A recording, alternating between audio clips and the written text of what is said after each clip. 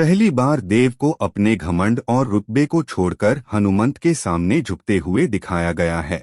देव सिर्फ माफी मांगने नहीं आया, बल्कि इस बार वह सबूत देने आया है कि वह वसुधा को उसका पूरा हक और सम्मान दिला सकता है।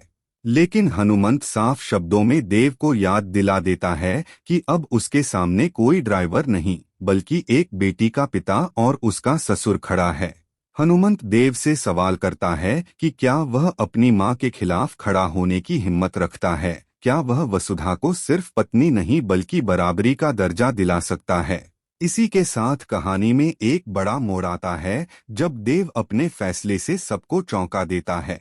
देव जमीन पर बैठकर खाना खाता है, जमीन पर सोता है और अपनी हर आदत को वसुधा की जिंदगी के मुताबिक ढाल लेता है।